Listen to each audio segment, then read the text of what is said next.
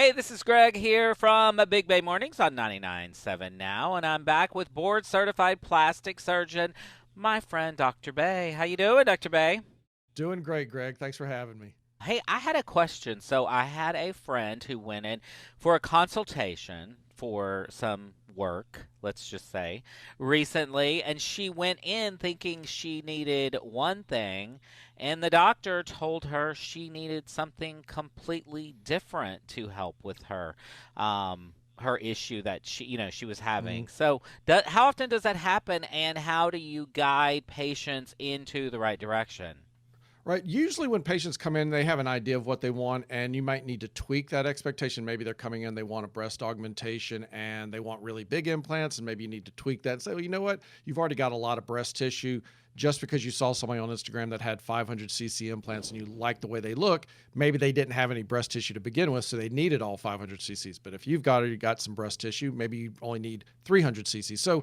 So we're not like totally changing them from what they want in general, maybe just trying to give them a little nuance to what their expectations are. The one time that I find that I'm like completely telling people a completely different operation than what they're expecting, it ends up typically involving the neck or the jawline or the chin. And what I mean by that is that patients will come in and say, you know what? I think I need a bigger chin or I need a more streamlined jawline. And what it really is they have a very full neck that's kind of enveloping their jawline and their Is chin. that And so I'll like show them like the turkey neck or the ex- overgrown thing? exactly. They just have like, the muscle that's in the neck is called the platysma, Platysma. And it's like this hammock across the neck and it just kind of holds everything in. And I love when sometimes you the use big platysma, words with us. and well, at least I'm spelling them for you. Um, you can go back and check my spelling, but yeah, that hammock of muscle, the platysma, sometimes it's really lax, and it can help. It could cause the neck to look really full, Yeah. and like I said, it just kind of engulfs and swallows up the jawline and the chin. And they're thinking, "Oh, I need a bigger chin," and like, no, you really need a smaller neck. Of course, I say it more polite and You more say it diplomatic than nicely. that. Exactly. But that's kind of one of the things, and we'll talk about like doing like the different neck procedures. Maybe they just need neck liposuction, or maybe they need that semi neck lift that I do, the single incision, minimally invasive neck lift, or maybe they even need a full neck lift. But by contouring their neck, it shows their jawline better, it shows their chin.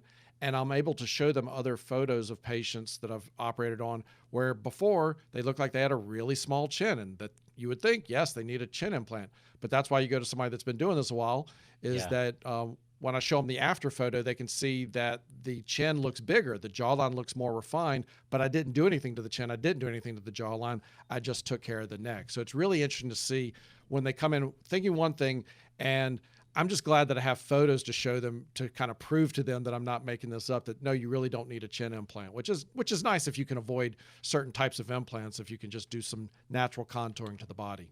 Well, and I can speak from experience because one of my friends flew from Texas to get this semi neck lift with you, Dr. Bay, and she always thought maybe she needed liposuction there, which I know you can do, or she needed Right. another procedure because, she was always worried she kind of looked, she said, like a bullfrog. And she had a Right. small frame, but big here, Right. which made her look big and round. And since she's had that procedure, she really has just slimmed up. She has a neck, Right. she has a profile, she has a chin. So it's a really amazing transformation. And she's so happy. Yeah, no, no, I'm glad to hear that. Thanks for the feedback. I appreciate it.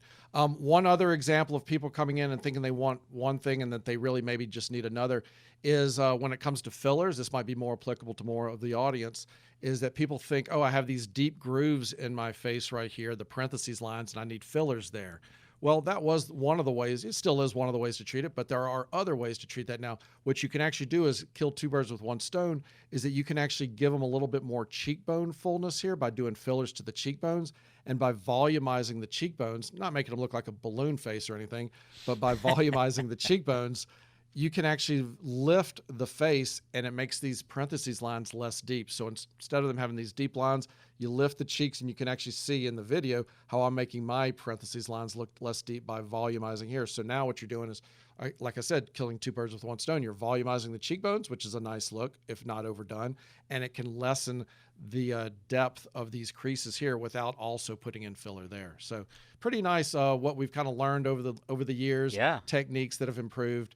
and kind of steering the patient towards the right thing, not necessarily what I want them to do or what they want to do, but just steering them to the right thing that's best for them.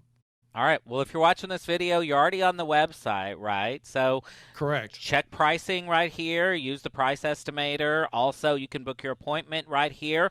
Or you can always book and ask questions on Dr. Bay's Instagram, which is Real Dr. Bay, RealDrBae, not BAY. all right. Thanks, Dr. Bay. Always a pleasure, Greg.